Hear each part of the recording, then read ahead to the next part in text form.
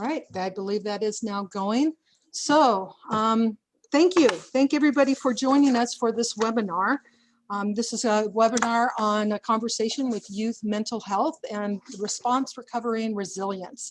This webinar is being presented by Healthy Mendocino and the League of Women Voters of Mendocino County. My name is Patrice Moscolo, and I am the project manager for Healthy Mendocino. And we're really excited about having this webinar and the panelists that we'll be having. Some webinar logistics. We were going to have Spanish interpretation. However, for some reason, it did not work this morning. We had it all working yesterday, and then we just could not get it to work. It's some kind of glitch that goes on with Zoom. We'll have to troubleshoot that. Hopefully, maybe we can get the interpretation happening for you in Spanish for the recording and get it onto our website.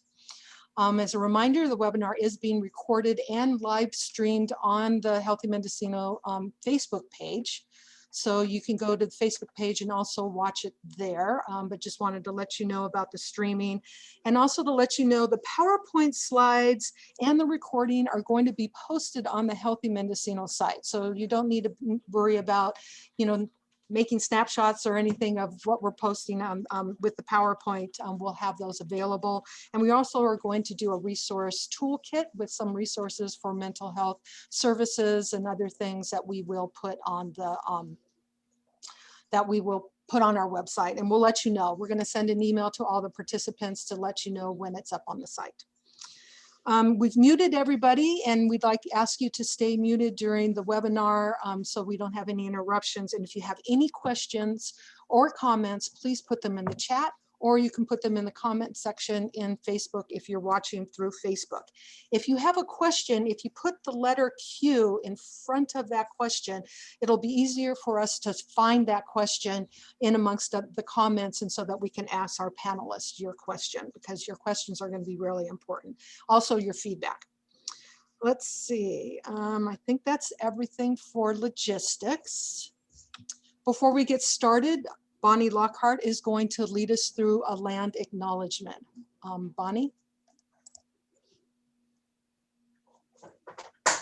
Simtamana, I'm honored to offer this land acknowledgement, and also, appreciative that it was included in this presentation.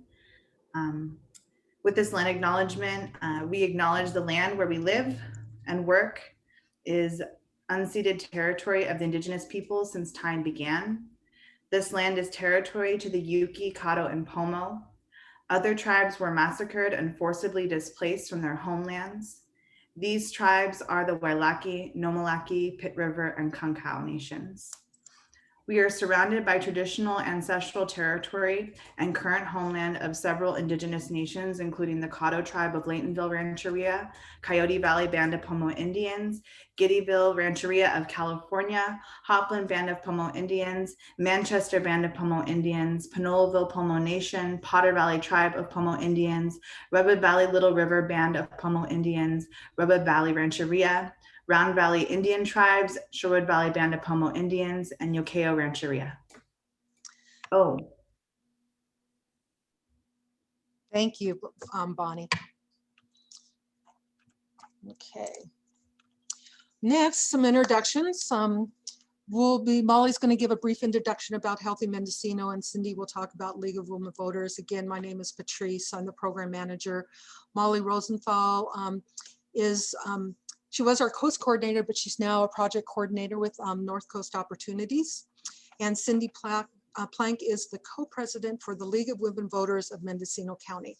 We did have an interpreter, Laredo Rojas. I am going to try, when Molly's talking, I'm going to try to get her on again and see if we can't get that to work. Our panelists, which we will introduce as they speak, are going to be Nanette Barker from Restart. She's a Restart counselor at Mendocino County Office of Education. Anastasia Brodeski, who is youth advocate from Project Sanctuary.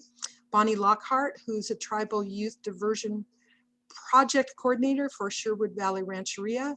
Ren Ramos, who's a youth advocate for transgender and LGBTQ rights. And then Terry Rathbun, who's a clinic manager for Mendocino County Youth Project. And if I did not pronounce your names correctly, you can pronounce them for us when you speak. So to get us started with a brief introduction, Molly Rosenthal will now be speaking to us.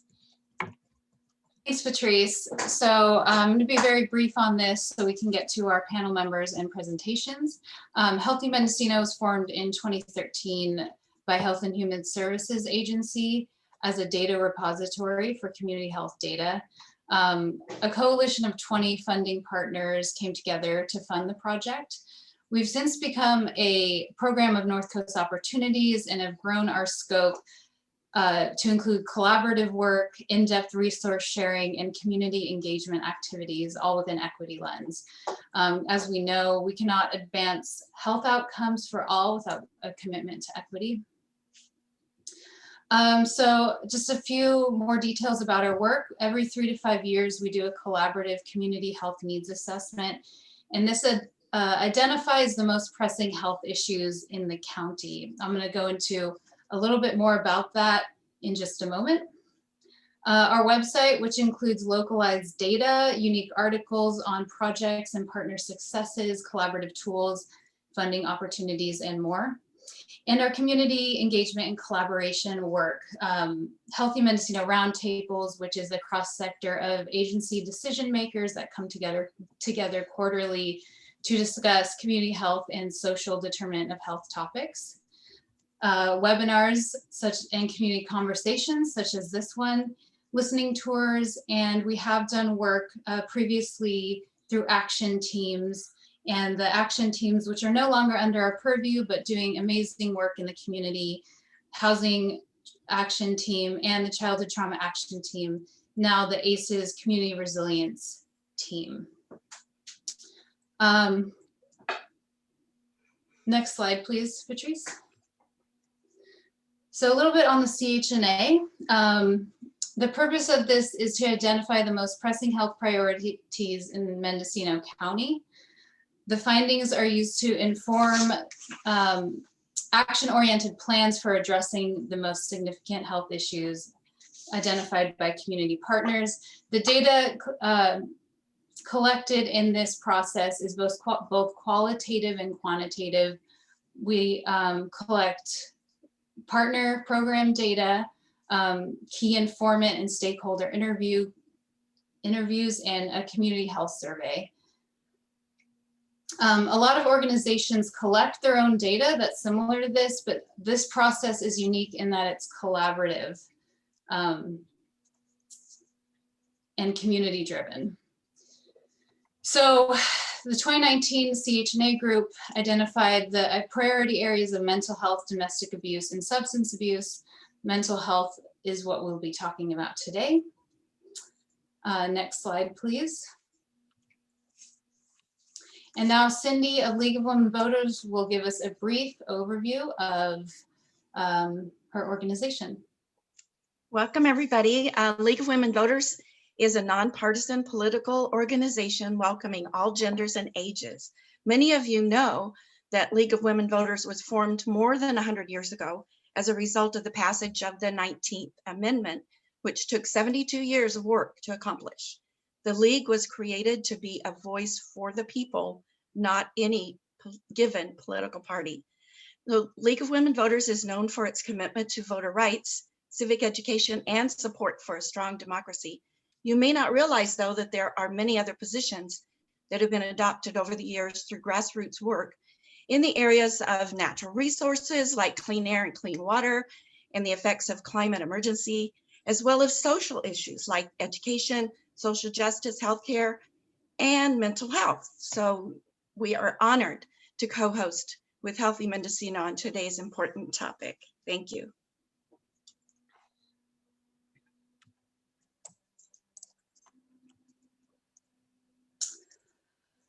Okay, so as Patrice mentioned, our panel members today are Nanette Barker, Restart Counselor, Mendocino County Office of Education, Anastasia Brodeski, a youth advocate for Project Sanctuary, Bonnie Lockhart from Tribal Youth Diversion Project Coordinator from Sherwood Valley Rancheria, Ren Ramos, youth advocate for transgender and LGBTQ rights, and Terry Rathbun, clinical manager at Mendocino County Youth Project. Next slide, please.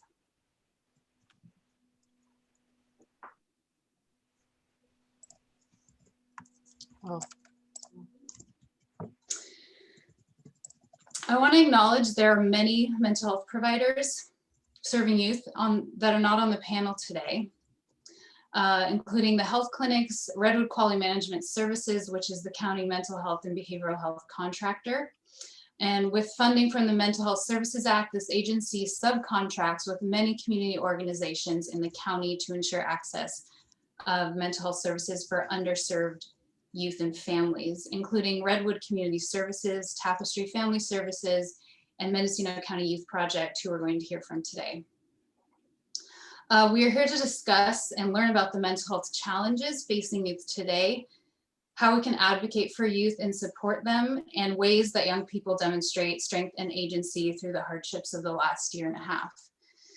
If you're interested in learning more about the services, the youth-centered services in the county and how to access them, please keep an eye out for a youth mental health resource kit. We will be emailing to all participants in the days following the webinar that will highlight these services, additional services, and how to access them.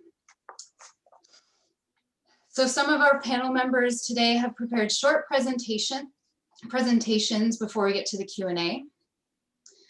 We encourage you all on the call to submit your questions to the panel members through the Q&A function at the bottom of your screen, or if you're on Facebook, please submit them in a comment and Patrice will make sure to pose them to us. Next slide, please, Patrice. With that, I'll pass it over to our first presenter and panel member, Nanette Barker, Restart Counselor with the Mendocino County Office of Education, for a short presentation. Hello, and my name is Nanette, and I'm really grateful to be here. Next slide. I am with the MCOE Continuing Improvement Department. Next slide, please. And this Continuous Improvement Department, they are working diligently to help with best practices to be able to improve the teaching and learning for all of the students and teachers in Mendocino County. And there are many CI specialists and directors that have multiple experience and skills. sorry. No, you're fine. Thank you. And so what they do is they identify, they develop, they implement, and they use data to monitor so that they continue that process over and over again, working with the teachers and those departments that have reached out to them. And then they are also reaching out continually throughout the county and providing all kinds of experiences, skills training, in-depth training, and working again with all the staff and faculty. Next slide, please.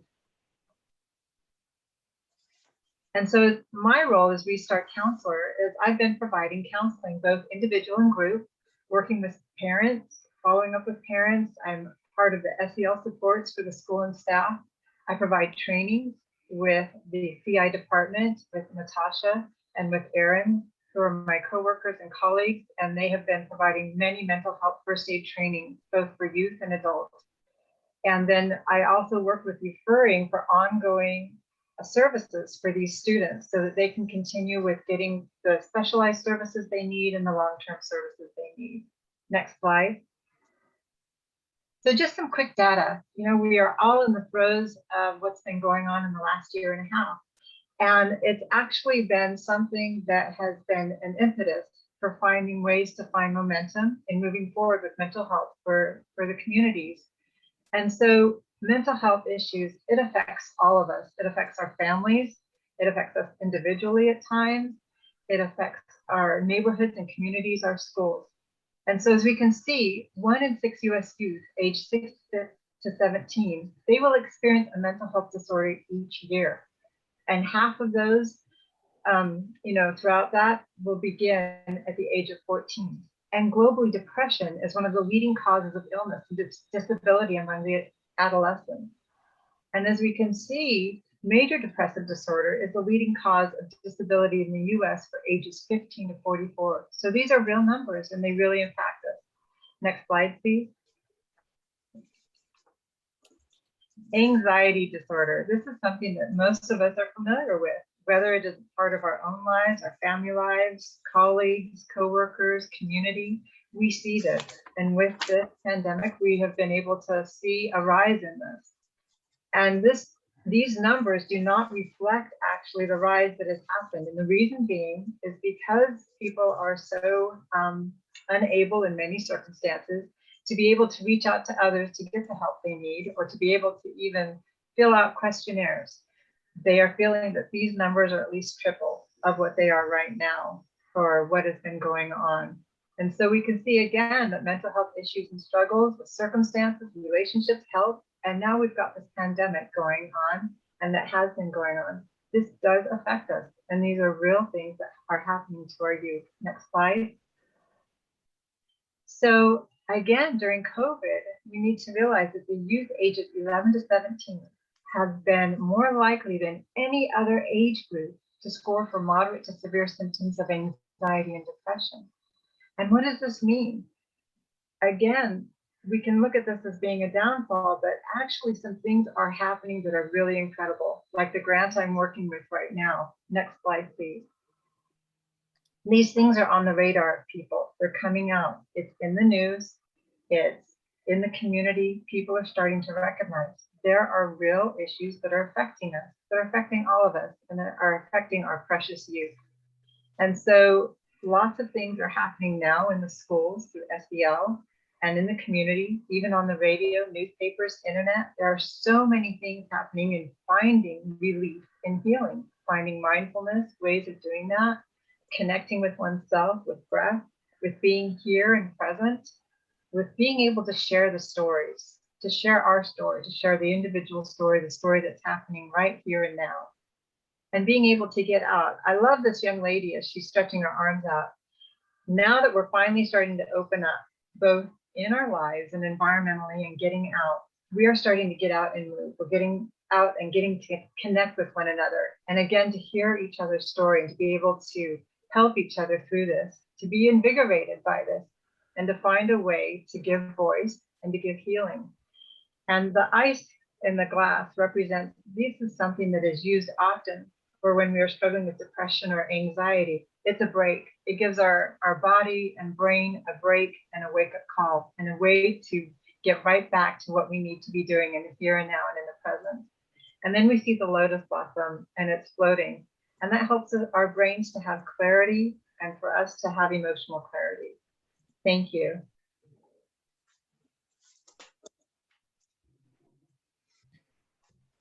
Next slide, please. Thank you again. Thank you, Nanette. That was wonderful. And thank you for providing all that background data on this important issue. Next, we're going to hear from Anastasia Brodeski. She's a youth advocate with Project Sanctuary and a sophomore at Mendocino High School. Hi, everyone. Yeah, my name is Anastasia, and I'm really lucky to be here. Next slide, please. So today I'll be talking about how to be an active bystander and supporting your peers. Next slide. Recently, there's been a lot of research into adverse childhood effects and how negative experiences in childhood can affect our well-being into adulthood. From here on out, I will be referring from adverse childhood effects as ACE. As you can see, various types of abuse and neglect are 5 out of 10 ACEs that have been identified, and witnessing abuse is another. Next slide. Both domestic violence and sexual assault can have significant negative mental health impacts on survivors and loved ones. The ACE studies show us that some of the effects are serious mental health issues like depression and suicide attempts. We also know from other research that the survivors of domestic violence and/or sexual abuse oftentimes struggle with anxiety, post-traumatic stress disorder, insomnia, nightmares, flashbacks, difficulty concentrating, eating disorders, substance use or abuse, phobias, and low self-esteem. According to womenshealth.gov, more than 15 million children in the United States live in homes in which domestic violence has happened at least once. And according to the Sociological Quarterly, children who witness or are victims of emotional, physical, or sexual abuse are at higher risk for health problems as adults. Next slide, please. To end violence in our community, we all have to be able to identify and respond to abusive behaviors. The key is educating and empowering our community members to understand and know their worth to avoid toxic relationships in the first place. We must also teach community members how to intervene if they witness abuse happening safely. Next slide. You can help by becoming an active bystander. Bystander intervention is rooted in the idea that we can all step in to help prevent violence, harassment, or abuse. Next slide. So to be an active bystander, you will want to consider a few things before you step in to help. Your safety, the safety of the target, the anger level of the harasser, and if you know them, whether they resort to violence, and how comfortable and confident you are in your ability to de-escalate the situation. Next slide. You have to feel responsible to act when you become an active bystander. You have to see yourself as part of the solution to help. Next slide. You have to be aware. The first thing you want to do is learn to be mindful and aware of your surroundings. If you notice a situation that doesn't look or feel right, trust yourself and check on what's going on. What should you be on the lookout for? Well, you should look for unwanted touching, listen for degrading language, and notice verbal cues and body language. Next slide. You need to interpret the situation. Is it a problem? Do you recognize that someone needs help? Next slide. To intervene, you can ask the person causing harm a question. So talk to them about something random to take their focus off of the target. Get in between the target and the harasser. You can continue talking and just make some space for the target to escape. You can also make a scene, direct all attention to yourself. You can drop your books, spill your coffee, anything to distract the harmer. Next slide, please. When you have identified that harassment, violence, or abuse is happening, we'll want to develop a distraction. It can be simple or elaborate. Read the situation and choose your distract method accordingly. The person who is being targeted will likely catch on, and hopefully your act or statement will de-escalate the situation. Next slide. You don't have to act alone either. You can get support from people around you by calling on others to help. The more people who come together to interrupt a situation, the more you reinforce the idea that the behavior is not acceptable in your community. This can be as simple as saying, let's say something to make them stop. If you do not feel safe, you may consider contacting the authorities. Next slide. Bystanders can help create a supportive and safe environment for peers by using their voice to advocate for peers that are being bullied or harassed. Help create a culture of kindness and caring, starting with your own words and actions. When you choose to intervene, always reassure the victim that what happened to them is not their fault. Affirm that they didn't do anything wrong. You can express your support for the individual. You can say, I saw what they just did. Are you okay? Or I heard what that person said to you. I'm so sorry. Peers, that their friends are experiencing mental health issues, can lend an ear or offer to go on a walk or just offer their presence. Often, the simple gesture of being present with someone can make all the difference. Next slide. Here are some resources for phone numbers. You have some hotlines and then some really interesting websites for links. Next slide. Thank you for having me. Thanks, Anastasia. I loved how you described the mental health implications of domestic violence, intimate partner violence, which is also a priority area in our county.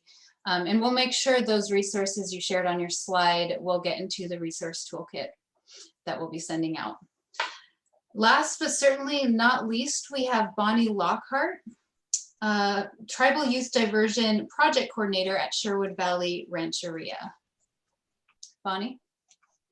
Thank you.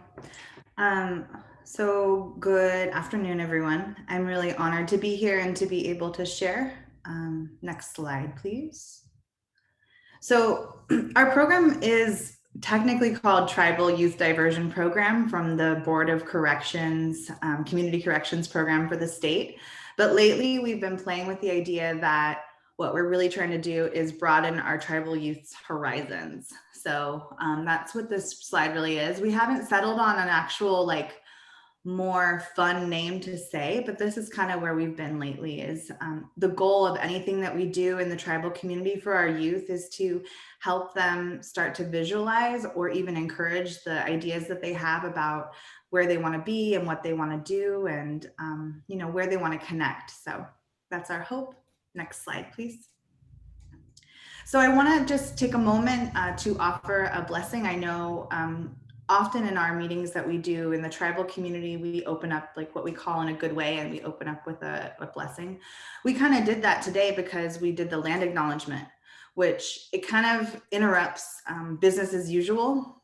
It's easy to just jump right in and get to work. And so I want to take a moment here to offer a blessing and note that if we were inside of a more tribal space, like a wellness gathering or a training or a circle, that this would often happen at the beginning. So I'm gonna light my Angelica root. I was lighting it earlier, and this is Angelica root that was gathered locally here. And it's one of our really sacred medicines. So I'm sharing it here virtually with you all. Sintamana, Creator, thank you for bringing us together today, even if it's virtually. We know that we're joining spiritually because we're dedicated to this work on behalf of our community and our children, the elders, the adults, the animals, and the environments that we are all inhabiting together. Even if sometimes we feel that we're doing this work in our own way with our own plans, that we're all connected and that we're all here to support each other and to heal our communities together by coming together in a good way to communicate, build relationships, and to change the way things have maybe gone in the past and leave a legacy of partnership and collaboration and well-being for everyone in our community, including ourselves. We for this time and space that we have together today, and I ask for blessings for anyone out there in our community who's struggling.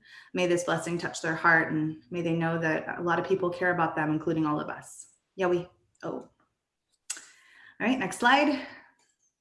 So my name is Bonnie Lockhart. I think it's important to always share that I was born and raised on the Panolaville Indian Reservation, on land that was previously occupied by my great-grandparents, the Myers and Lockhart family there. And I'm a member of Sherwood Valley Tribe up here in Willits. I also enjoy organizing the community. I feel like I don't do that nearly as much as I used to, but definitely with community events and kind of like my early 20s, I feel like I spent a lot of time causing a lot of trouble. And I enjoy, developing programs, even if they're not programs that will have to be grants right away. They can be ideas that we start to water and nurture and encourage. I also feel that sometimes it's my role to step up and use my vocabulary and my skills to advocate. And first and foremost, I consider myself an artist, which is why I included this piece of art that me and Mio Marufo put together for the NCO project for Mascot Mendo. This is one of two, but really, if my art can be of service, or if my art touches someone's heart like that, I feel like is one of my medicines that I carry with me. And if that is something I can offer, I feel good about that. And I love to focus on how we can continue to preserve our culture here in our tribal communities, how we can continue to preserve our own wellness, but also increase wellness among our community members, and focus on our resilience. So often, as you know, in program development and grant writing and all of this stuff, we have to talk about deficits. And so I really like to focus my energy just to even get through the day on the resilience of it all. And if I have free time, I enjoy gathering medicine and basket materials and spending time with my family, especially my grandmother, my mom, my little cousins. So next slide, please. So I wanted to share that the purpose of us coming together today, and I know it's for youth mental health, and that for me as a tribal person, and also, someone who is not only tribal, but Jewish, my mom actually, who is the Jewish side of my family, really helped me connect to this creek that's actually next to my house on Panolaville. And that for me, from the very beginning of being Indigenous to this place, I've always felt a tremendous purpose connected to my relationship to land and my relationship to place. I think that it's something that not just I experience by being tribal or by being from where I'm from. I think other tribal people experience it too. Some people have called it responsibility. I think that it's part of what we sometimes call belonging and our feeling our sense of purpose. So that even when maybe we work somewhere for a little while or we take another path somewhere and we explore that, we're kind of in alignment with what we call like our path. And so I wanted to just share that because I bet, you know, if you take time with yourself, you might be able to see like, where is your purpose? Where is your values? How is it showing through in the way that you, what we call walking? When people watch how you walk, it's basically they watch how you live. And so I wanted to share that with you, that that's something I use as my compass when I choose where to be and how to be and who to work with, is that is it in alignment with my purpose? Am I being responsible to my ancestors? Am I being responsible to my community? Am I honoring what I consider to be promises that were made a long time ago by our ancestors to the plants and also the place and those within it? Next slide, please. So I wanted to shout out Sherwood because sometimes, because we're up here in north of Ukiah, we get a little bit shuffled. So Sherwood Valley Bandapomo Indians is located officially at 190 Sherwood Hill Drive. We are run by our own government. We're a sovereign nation. We have a tribal council. At this point, it's an all women's council, which is really powerful. And we were chuckling that we're not sure our ancestors knew that would happen. So we have a lot of programs here. Thank you, Cindy. Next slide, please. And this is our Tribal Youth Diversion Program. And really the long and short of it is that we have a 3-year-long grant to work with youth in our communities and support them in not only avoiding incarceration, but preparing to come out of incarceration and building relationships with the community to accomplish that. Next slide, please. So goal 1 is to increase engagement of our youth. And this is very grant language, but I want to share this with you because I feel grants shouldn't be a secret, that this is really a big overarching thing that we're doing. And we'll do that actually this weekend at the Youth Big Time at the Lions Park in Redwood Valley. That's one example. Next slide. Goal 2 is to increase peer-led prevention, trauma, and informed culture-based programming by building a youth council, really. And we're gonna be able to pay them for their time and mentor them and support them. Next slide, please. And goal 3 is also doing that for the adults. So in a bigger way, to create a body of adults within the tribal community or who are directly supporting the tribal youth in our community, to build those skills and to know that being a leader is a big responsibility, but that we don't do it alone. And then it comes down to being together and supporting one another holistically by continuing to grow and acknowledging that we're inheriting a lot of things that challenged us throughout time and that we're in this together. And I think that's my time. Thank you, Bonnie. That was wonderful.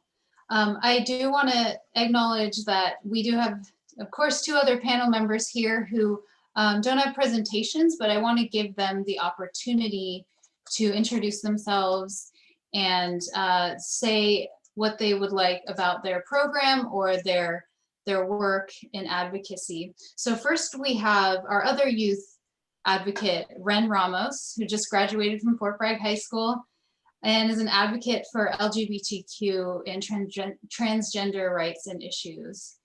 Ren, would you like to say a few words? Yes. Hello, my name is Ren Ramos. I am the youth transgender and LGBT rights advocate. I came here to talk about specifically mental health when it comes to the LGBT and transgender, and specifying in the transgender youth community, and the importance that that speaking for these people is. I am personally in the LGBT community. I'm trans, female to male. My pronouns are he, him. Please refer to me with those who's talking to me or about me in the chat. I really want to my main focus, I did a research paper on trans youth homelessness, the effects of trans youth homelessness, and why trans youth homelessness is something that happens. The 1.6 million transgendered youth get kicked out of their housing every single year, and it's really horrible, and it causes many mental mental anguish and trauma, because of the most of the reasoning is because of unacceptance at the from family or friends or wherever they are staying, and this leads to high rates of suicidal tendencies, depression, anxiety, and many other mental illnesses that come from that, a lot of PTSD. Um, so I like to bring that to people's attention because it's something that is pushed aside a lot, for other issues, because being a marginalized community, we're not seen as more as important as other communities might be. So I like to talk about them. Thank you for letting me speak. Thank you, Ren. And last but not least, Terry Rathbun, Clinical Manager at Mendocino County Youth Project. Thank you. Good afternoon, everybody. So yes, my name is Terry. I'm a licensed therapist and clinical manager at Mendocino County Youth Project. I supervise our interns so they can get their hours towards licensure status. I also help develop clinical counseling protocols such as HIPAA compliance standards, ethical practices, and ensure that staff are sustaining sensitivity to cultural issues and needs of families. Our motto is do no harm. We respect people from all ages, backgrounds, ethnicities, identities. So we really want people to progress as individually appropriate. And then just briefly about our agency, Mendocino County Youth Project is part of the multi-agency, you might have heard of this acronym MAC, Multi-Agency Children's Coalition. This is a place for organizational providers to collaborate on and identify trends and creating solutions to meet the needs of youth countywide. So we collaborate with Juvenile Hall, CASA, Redwood Coast Regional Center, Project Sanctuary, and tribal centers and school sites inland from the Ukiah area, north to Leggett, and on the coast from Fort Bragg and Point Arena. So we're out there. Thank you. Thank you, Terry. All right, so we're gonna launch into some Q&A, and I just wanna remind everyone on the call to please submit your questions in the Q&A box if you're on Zoom, or as a Facebook comment on Facebook if you're joining that way. And I think, Molly, before you guys get started, there's a couple questions that did come in on the chat. Are you guys ready for some of those? One question was asked, as leadership, how, when can we come together to create policy change at a systematic level for youth to be taught curriculum at the foundational level education in order to create relief and healing through practices like mindfulness, exercise, nutrition, curriculum, as well as learning skills to mitigate effects of ACEs such as community resilience model? Does anybody want to make a comment on that question?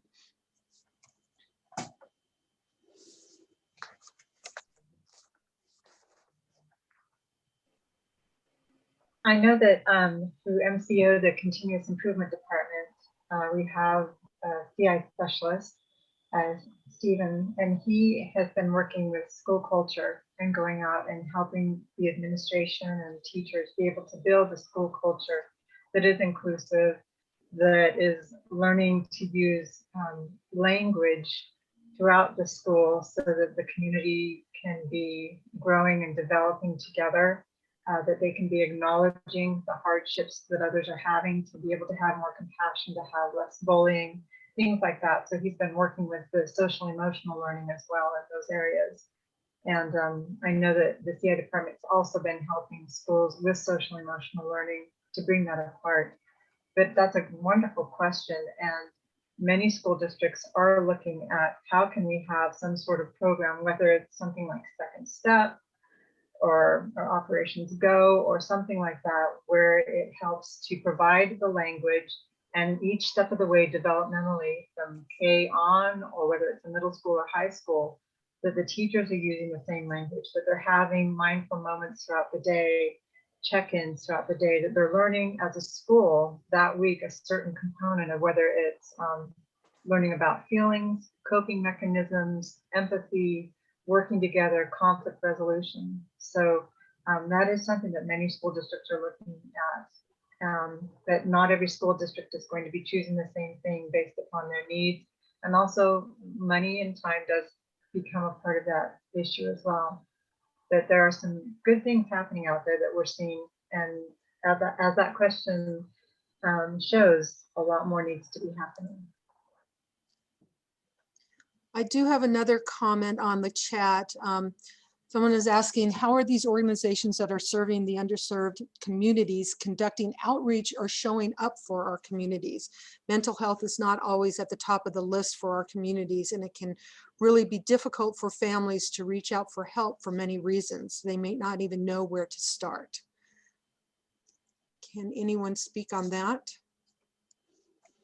I can say something about that. We at MCYP, we have a PEI program, Prevention Early Intervention program. So these folks, these youth go out and provide services within the schools. So that's one way we identify needs of students. They do different types of group work, individual rehab work, and they assess the needs of those students, needs that are perhaps at a higher acuity.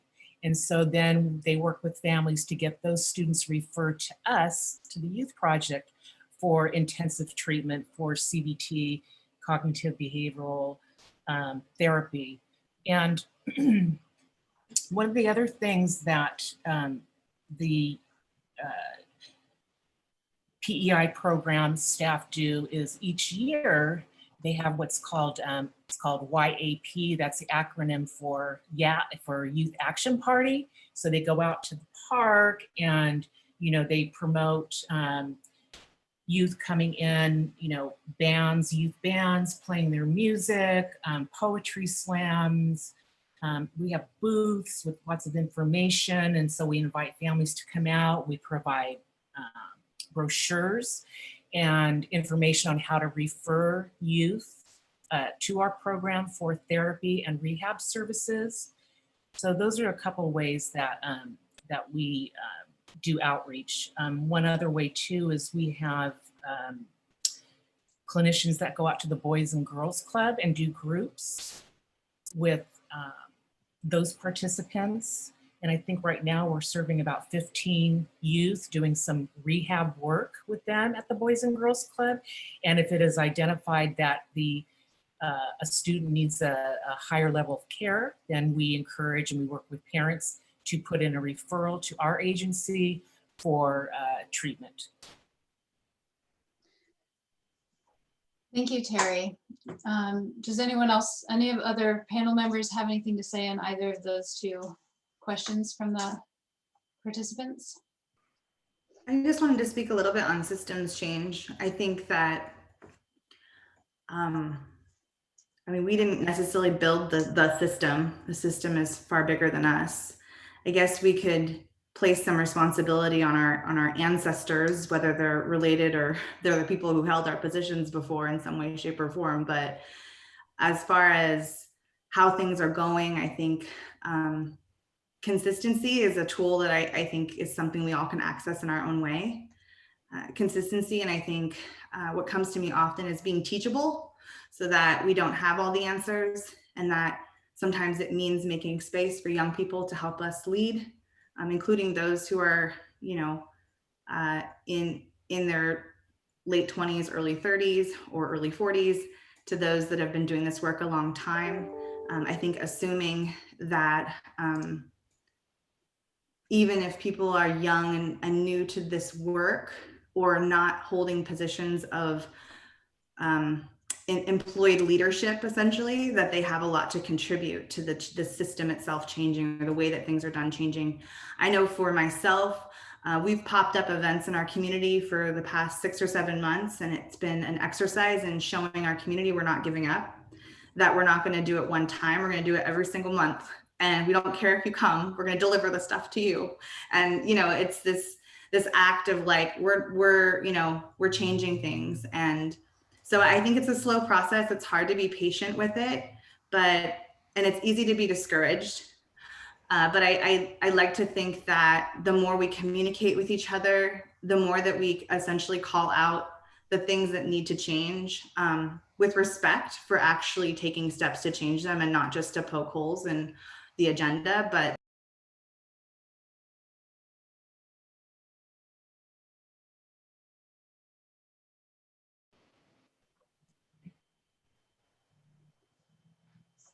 Thank you, Bonnie. I want to, before we get to the other questions in the chat, I want to turn to our youth panel members, and because they will offer valuable perspective on their experiences over the last year and a half. So this is to Ren and Anastasia.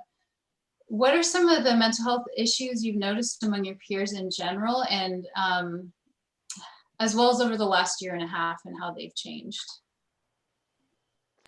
Well, my peers, we're all still younger and we're going through a lot of things just before this pandemic, you know, like anxiety and social anxiety. But since we've been isolated for so long, it has kind of been emphasized. So it's definitely one of the bigger issues I've seen in my classmates.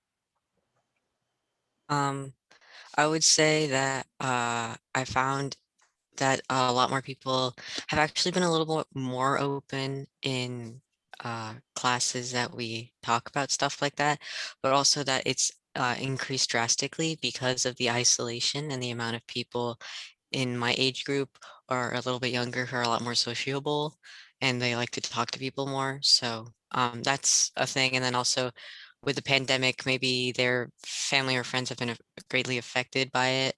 And so that's led to fear and anxiety. I found that a lot of people, especially my close friend and some of my close friends, that they've become more resistant to actually getting mental health services. I don't know exactly why, but I have found that is a thing that happens, not just in close friend groups, but also in classmates and other things. So we need to make our outreach greater. And I think that mental health is the importance of mental health and its help has increased a lot and should be heavily focused on. Ren, you mentioned the isolation piece. How has that isolation of the last year helped young people who may be neurodivergent better understand themselves? It allows for a lot more time for reflection and time to take for themselves and not have to focus on school or work, because a lot of those times school and work didn't take as much time. Because I know here in Fort Bragg, at the high school, we started school at 9 and we ended at 1:20, which is a lot shorter than it used to be. So it's allowed for more time of reflection and giving time for them to be with themselves. So it's allowed for them to greatly understand what they might find be as different, and see that it's actually a sign of a mental health issue or just that they're neurodivergent in general. And to the service providers, what tools, programs, or coping mechanisms have you found youth most responsive to during this last year, especially in the virtual setting when delivering services?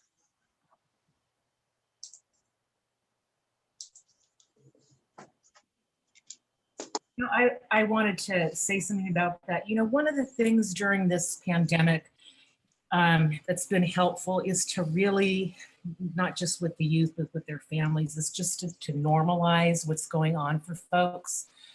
You know, I mean, it's normal to be depressed under certain circumstances. It's normal to feel anxiety under certain circumstances, especially the pandemic and this isolation. So just normalizing those feelings for people kind of takes that feeling, it depathologizes, that's not a word.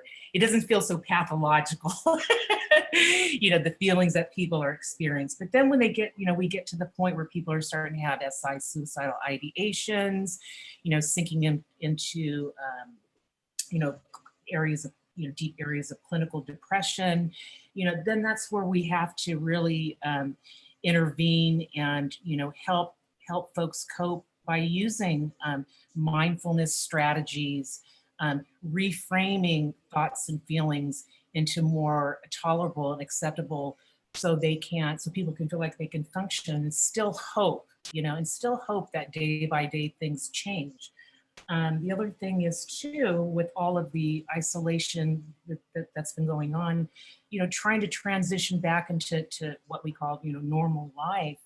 It's tough because we're finding that folks are developing agoraphobia, social anxiety. So as much as they're kind of ambivalent, they want to get out there. However, they've developed some mental health issues that are preventing them from getting out there. So we're doing a lot of work with systematic desensitization, you know, slowly helping folks transition back into the, you know, into society. And we really, really focus on family work, family therapy, you know, really strengthening those family bonds and strengthening those attachments, which, you know, build self-esteem, feelings of purpose, and just, you know, families that are, say, foster families, or maybe not the typical father, you know, mother constellation, but even a significant other, if there's a grandmother that can support a youth. You know, we want to enlist those folks to provide support to our youth in getting back out, and at their own pace. You know, we have to meet people where they are, you know, because everybody else is getting out there doesn't mean everybody has to be out there. If someone's not ready yet, then they're not ready yet. So, you know, we just use good judgment, validation, you know, and our motto is, you know, do no harm, do no harm. My situation's been a little bit different in that I have been working with many of the youth through Zoom for the last year and a half, because I work with youth through all different areas: Leggett, Otter Valley, Willits, Fort Bragg. And so a way to work with them has been through Zoom. And so, you know, as just building upon what others have said, we're constantly using the technology in order to help give space, you know, for laughter and lightheartedness as well. And using the RAIN, the 4-step process of recognize, allow, investigate, and nurture, and doing that through Zoom has been able to provide opportunities for us to really learn about the youth and what they're interested in, because we're using those things, since we can't manipulate and use things in nature and around us. We can't go for walks. So we go through walkabouts on the internet and using the whiteboard in Zoom and playing games, all those kinds of things to build the resiliency and the curiosity to be with self and safety and gentleness.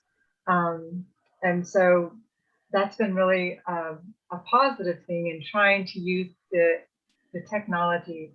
Also, watching short video clips can be really great in bringing up topics and finding things out and referencing and learning all kinds of things, again, about the self through CBT, cognitive behavioral therapy, and ACT, the acceptance commitment therapy, using those things. And the youth have really enjoyed that, because Zoom has been very fatiguing for many of them, because they're on Zoom in order to learn. So making it be a fun experience has been a challenge for me, but it's been a great learning opportunity as well, because I've really been able to investigate and learn with the youth. They've shared with me their love of drawing. So we look at Mark Kessler videos online and learn how to draw together as we're working through things. We share playing instruments together. They read poetry to me. I mean, it's been really great in that it's been very focused on them and being able to help them to move through this time period. And then also to get to know their surroundings. I think that's been invaluable information for me, to know their surroundings of their home life. And it's been a wonderful experience for them many times to be able to show in a way that they know it's a safe space. There's no judgment as we are working together through things and the chaos that's happening around them. And they know that it's okay. Our space is safe. We're working together. And again, using the universal sign for abuse, teaching my students that and how to use the chat box when they are in unsafe situations so that I can help them appropriately. Great. So Bonnie, what are some of the ways that you help the youth to work with building resilience, self-esteem, and agency through cultural teachings, including connecting youth with tribal elders for that sense of purpose? Yeah, thanks for the question. So I would say, first and foremost, we usually have our medicines available to our youth. So we have the root that I shared earlier. We also sometimes have sage because we try not to assume that the youth have medicine or even altars in their homes. And we also try not to assume that it's our place to always teach them the ways, because every family has a different belief and it all comes in time. So, but what we do offer ourselves as the people who work with youth is consistency and commitment to our own prayers as a team and our own wellness as a team so that we can be supportive to them. And as far as culture goes, I mean, it varies. Through our Celebrating Families program, we provide weekly grocery cards to families so they can cook at home alongside our virtual program. So part of our program is that they're cooking meals with their families and posting pictures on our Facebook page and sharing that with us. And so we're giving that to them and we're like, if you want to cook, great. And here's a recipe. And if you don't want to make the recipe we're giving you, then that's cool too. And so that's one piece. Food is a huge part of our tribal community and culture as a whole. I would also say, right now we're kind of opening up a little bit more. And I know there's a lot of busy people making regalia to dance maybe on Saturday. And a lot of the big times have been canceled for COVID safety, but making regalia is one of those really teaching experiences. Making a skirt or making your riggings is for the men. Putting the shells on your regalia, taking care of your regalia is a huge cultural teaching there around that responsibility that I was talking about earlier, and that responsibility of being a dancer. I would also say connecting our youth to land. A lot of our youth don't get to go to the ocean very often. So ways that we've been able to do that in the past is by being able to take them to the ocean in small groups. We have a couple of trips coming up that are planned to do that with youth. Let them put their feet in the water or, on the sand, to be connected to a huge life force for us. I would also say that, if our youth are not necessarily knowing what to do with the medicines, for us to show them, how the medicines are used, or even to be able to begin identifying them, to pray for them if they are, that's not really what they want to participate in with us, to just offer those prayers to them, knowing that maybe they're not here with us in this moment, but we're going to send a prayer their way, or to pray with them. Sometimes we have to sit down and be like, we're going to burn some medicine, we're going to say a prayer, because this work isn't always easy. That's the reality, is that we can have lots of plans for how all this goes, but really we have to use our intuition most often. And for myself, as someone who feels responsible to gauge if the youth are teachable, or if the families are open, or if it's the right time, it all comes in time. It will be different for everyone, what they learn and when it's time for them to learn it. And the elder piece is that, most of the things that we share, including our language, comes from our elders, which when it comes to historical intergenerational trauma, many of our languages were interrupted by colonization. So in a lot of ways, we're remembering our languages and re-speaking them and looking to our elders for support in doing that. Even one word we have to confirm, is this how you say this for us? And so it is that healing process, and it sometimes feels a little shameful, but as adults, we have to take those leaps of trust that we're doing our best and we're doing it in that good way. We're trying to do it to honor our ancestors. Thank you, Bonnie. I want to turn a bit to education and the big question, or the big topic that we've all been thinking about is distance learning. And but at first, before I turn to the service providers, I want to turn to our youth advocates and just, I'm curious, how has distance learning worked for you two? And is there any gifts in it that you see, or particular challenges that you experienced? Oh, sorry. Okay, for kind of gifts, Ren mentioned how having time to yourself and learning how to be mindful. I think that's probably the best part about having distance learning, is being able to kind of work on yourself. It's definitely been hard for socializing and just learning. You know, different students learn different ways. Hands-on projects can be a lot easier to learn. It just, I feel like it's just been difficult for like all aspects of distance learning. But being able to work on yourself is definitely the best thing.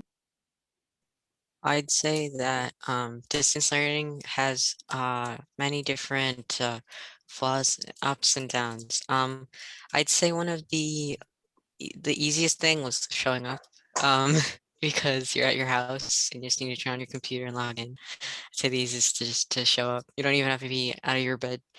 Sometimes in my first period classes, I'd just be in my bed doing my assignments.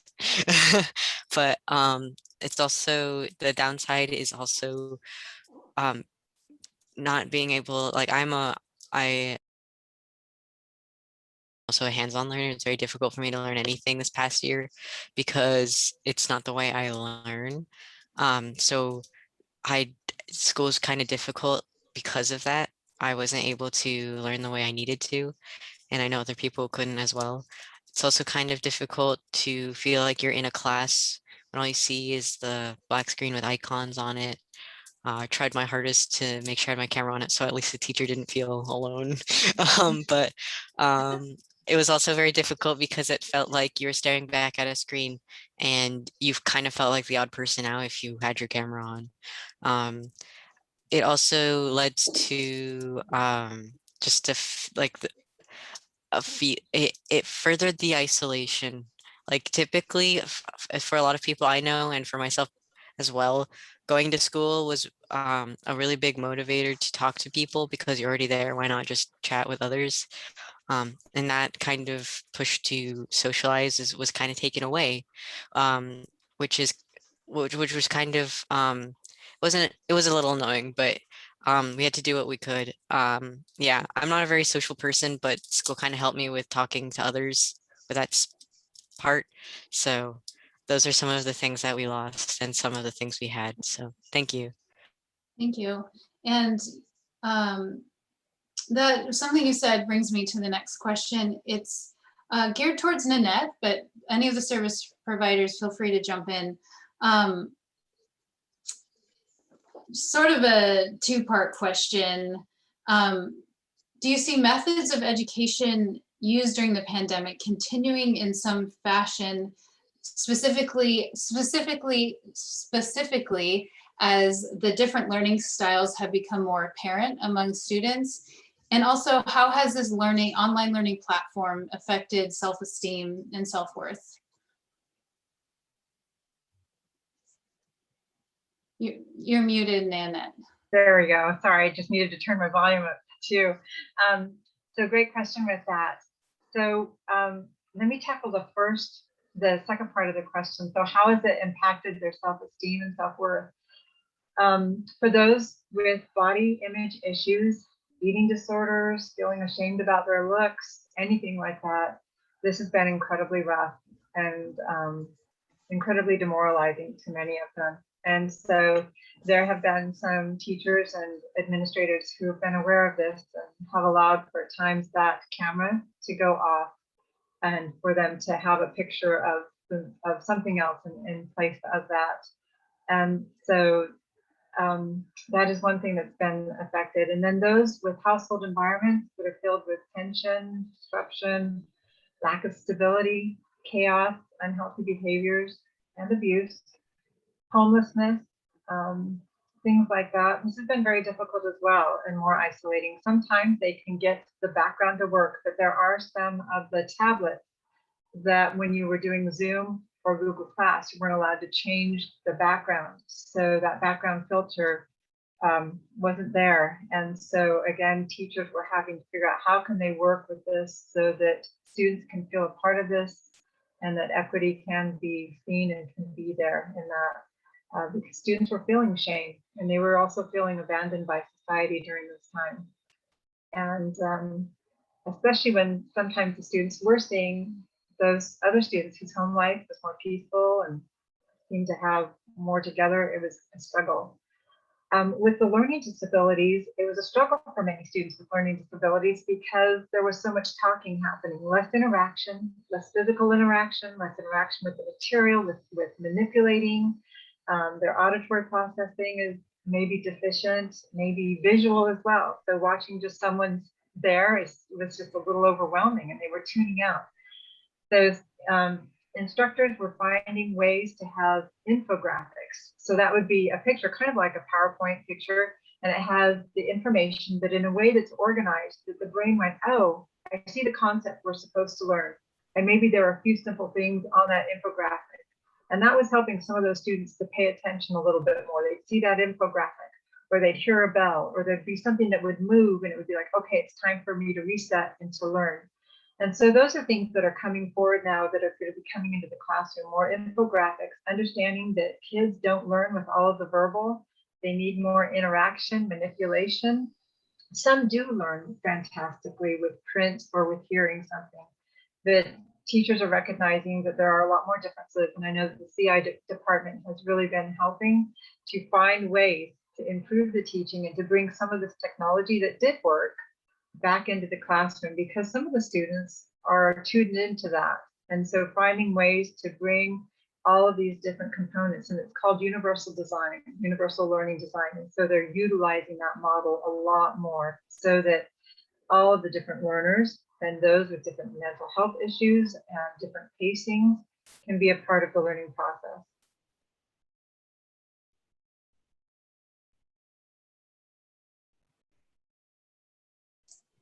Terry or Bonnie, do you have anything to add to that? You know, in terms of, you know, online remote learning, I just wanted to speak to that a little bit more. You know, I mean, we're social creatures. You know, people want to be around people for the most part. And there's these natural reinforcements, you know, attending school or doing recreational activities with your friends or you know, being out in public. There's just, you know, and those natural reinforcements are just the feelings of connection, the physical and the emotional connection. And so when you're learning remotely, it can feel like you're learning in a vacuum. Okay, it can feel like you're learning in a vacuum, and you're not, those natural endorphins aren't getting released when you're having those social interactions with teachers and your peers at school. So, and when people feel like they're disconnected, they start losing their feeling of self-worth, self-importance, purpose. And so that definitely is going to lower, you know, feelings of self-esteem for folks. One of the things that I wanted to mention also is, you know, when children are home, okay, and Nanette, you spoke to this some as well. When they're home and they're in a chaotic, you know, family environment system, and they're trying to learn remotely, say in a small space with all these, you know, siblings in the background, chaos going on, it's really, really difficult to manage that, and for them to focus and to perform well remotely. So that can be really tough. And I know for our clinicians, with clients who are diagnosed with ADHD and getting them to stay online and focus. And I mean, we've really had to think outside of the box to provide, clients and families with skills. So our children, especially those with developmental issues, can be successful, and function as what we call individually appropriate. But it really does, I mean, I know we hear this all the time. It really does take a village. It takes the clinicians, the community, the families, and everybody to come together and to support, countywide our youth. We offer rehab services. So, now we're getting kids out and moving, right? Releasing all those endorphins, where our clinicians do therapy outside in the open, take youth out on hikes and nature walks and those types of things, while actually doing, cognitive behavioral therapy. And so it's just really, it's really about getting kids out and moving and reestablishing those connections, those physical and emotional connections that have been really lost. It's like a relearning process, because it's been over a year where people have been so isolated and, causing depression and anxiety. And so just moving forward, readjusting little by little, but meeting people where they're at, meeting folks where they're at. I wanted to share that part of how we meet people where they're at is, we made a promise when we originally wrote this grant that we were going to service Caddo, Round Valley, maybe even youth who are not enrolled in tribes who are located in Redwood Valley, because we know that belonging is so important in our community, and that sometimes in tribal communities, it comes down to whether or not you're a member of that tribe. It'll be the difference between you receiving a Chromebook from the tribe or not. It'll be the difference between your family receiving a house or not. It'll take on, your basic needs, which we know as all human beings, those are really important. So with that, what we're doing, one example today is that we're distributing Chromebooks to 80 students, where we were able to distribute 100 because Joel Merrifield over in Covelo gave our name, Sherwood, to an organization up in Humboldt who gives Chromebooks to tribal communities. And so Caddo, Round Valley, and Sherwood were all able to get technology that we wouldn't have had available to us if another tribal community hadn't thought of us. And so I think, that's a huge takeaway, is that, like history has shown us, in order to endure the hard times, the unpredictable times, we have to hold on to each other. And so I think, that has been evident throughout everything that we've done, that we can't just lead the parade alone. We have to actually have others, carrying the banner with us. So, and that we know that this is a pandemic, but this isn't the only event we'll experience in our lifetime as a community that will challenge us. And there's evidence that shows that even when the fires occurred over the last few years, there have been lessons and teachings and, good tools that came from that. So I think the same will be from this. We may not notice it all right away. I think the pandemic has allowed for Sherwood to step up and get the technology available to us internally, and also to think about whether or not we need to meet in person or we can meet virtually with our partners. I feel overall it's brought all of us closer together.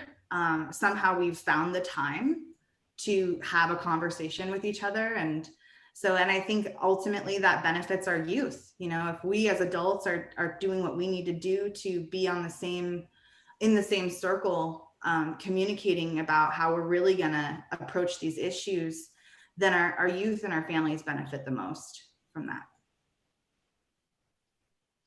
Well, speaking of families and holding on to each other in community, Ren, I wanted to ask you, what are some of the ways that parents, families, community, all of us can step in as support and support the LGBTQ and trans community better? Yes. So a good way to support your community of LGBTQ people is by asking them if they need any assistance, because a lot of the times trans youth or queer youth in general, they need support from outside sources because they come from unsupportive families. If you know any transgender like children who might come from unsupportive families, ask them if they would like you to order them a binder. A binder is a compression that you wear like a tank top, and so it helps with gender affirmation when it comes to female to male transgender people if they need something like that, or if they need help getting into better housing, or they need food or any type of support in any way is a very good way. Housing is good for anyone in the LGBT community, not just trans people. And just to make it very obvious that if ever anything bad happens, that you can help them. I also think it's very important that services like mental health services are advertised not just to the general public, but also to LGBTQ people in general, because a lot of the times, even if it's implied, LGBTQ plus people might not understand or recognize that the support is also for themselves, because a lot of the times things that are marketed towards the general populace are not marketed towards LGBTQ plus people. So if that is saying that I didn't, so like for example, I did not know that here we started having a like endocrinology-esque kind of thing where it comes to HRT, which is hormone replacement therapy, which is medical treatment for getting for like not replacing, but heightening hormones of specific types, like testosterone or estrogen, depending on what you were assigned at birth. Like if you are a male assigned at birth, but you want to be a trans woman, you can get estrogen. I did not know that was that here. We did not have that here. Or in my instance, it would be testosterone for myself. I did not know we had that here. I went to San Francisco to get my medication for that kind of stuff. Like resources like that are not very outwardly portrayed, and it's very difficult to know that I don't have to travel very far to get resources that I need. It's really good to make it obvious, because it's difficult for us to understand what is open to us and what is not open to us.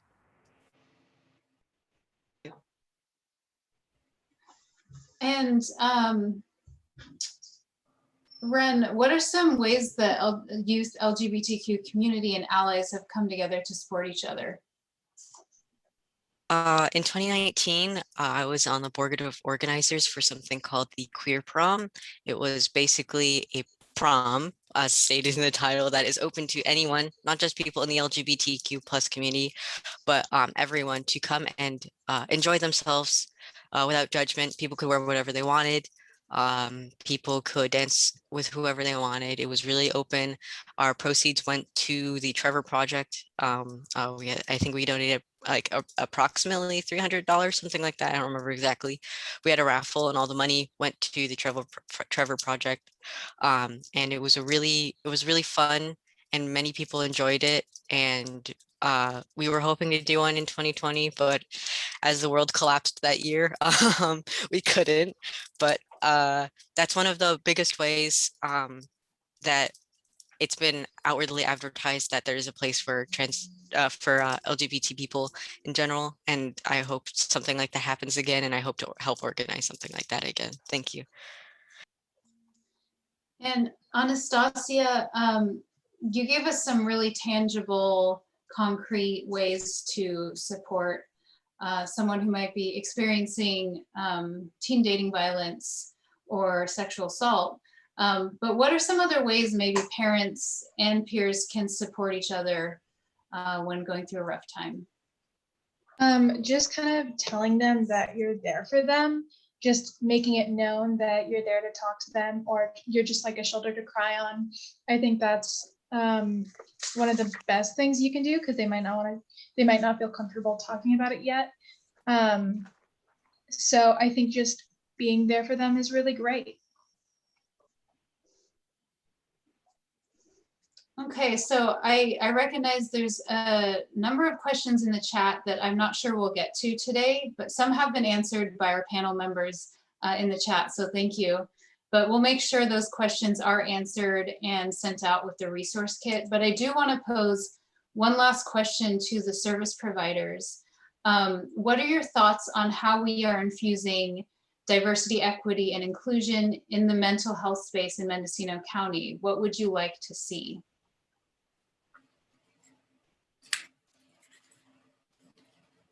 I would definitely say more outreach work. I know, in Mendocino County Youth Project, we do have grants, and we can provide outreach via those grants. So this is definitely something that I want to readdress with our agency, and in terms of doing outreach. And Ren, thank you I don't think he can, but thank you. Yeah. Just, be providing all that rich knowledge and needs in the community. I'm definitely going to take that back to our management and clinical staff, and definitely doing much more outreach. And we have the capacity to do that. So there's nothing that's going to stop us. We do provide flyers, and we do have, posters on the wall, serving these communities, but how are they going to see that unless they come into the office? So we need to do something outside of our environment and go out into communities, perhaps more underserved communities, or disenfranchised communities, to identify these folks that are needing some, some assistance.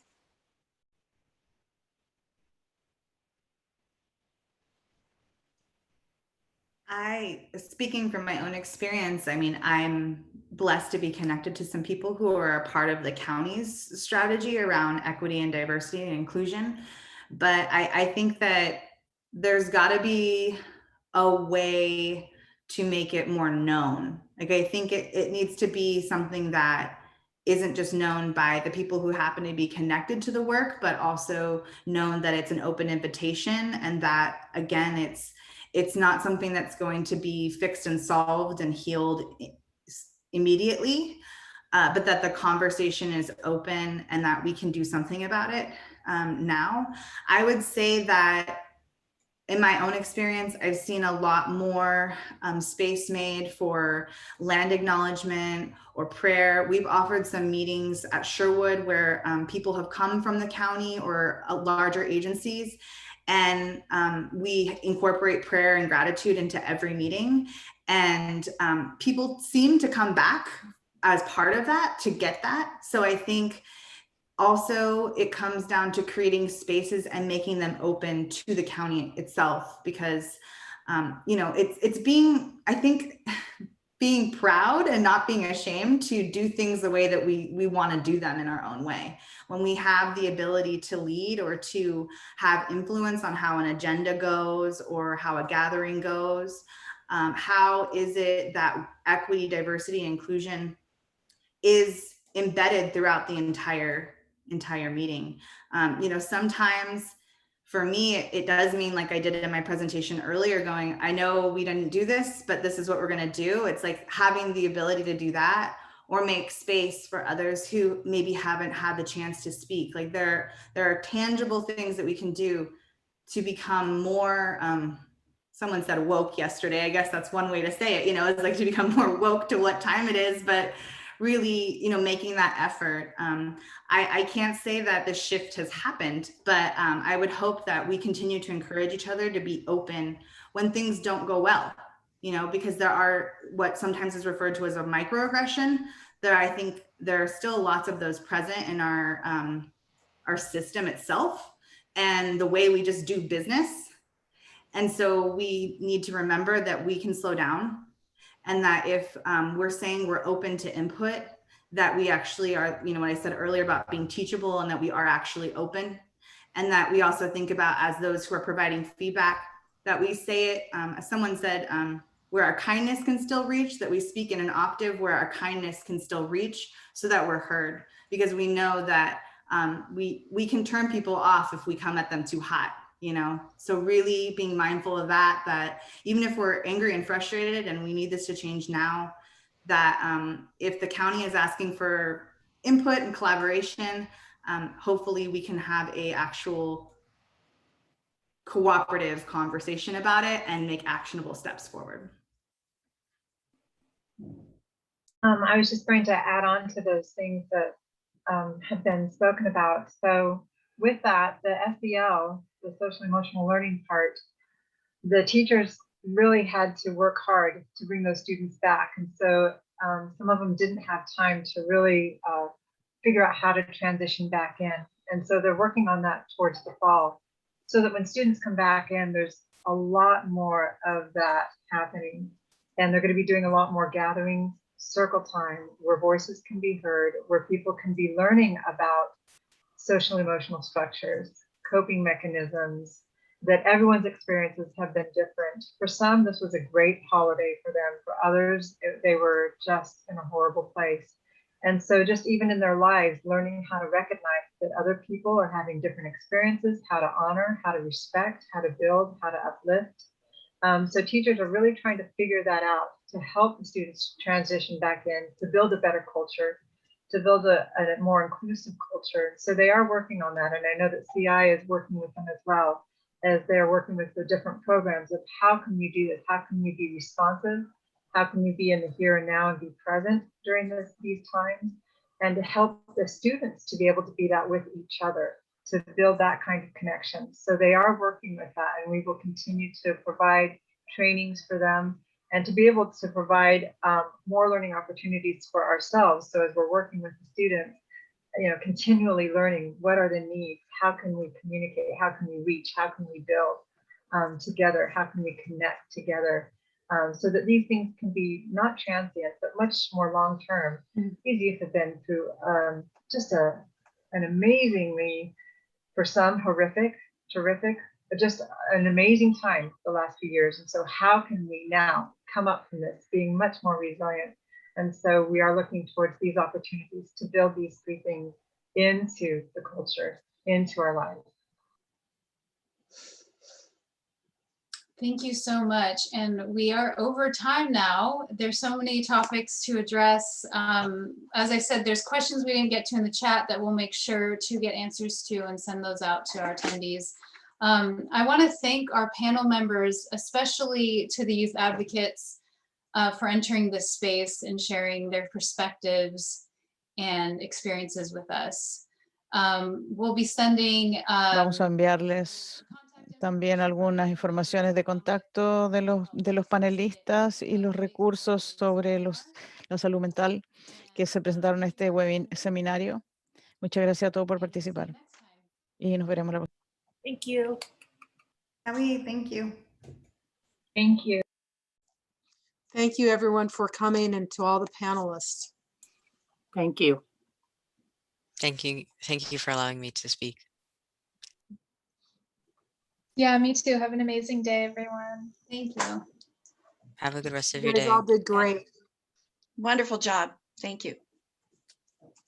Thanks for hearing. I just loved hearing everyone and their perspectives, and I just learned so much. I really appreciate it. Thank you. Thanks, Nanette.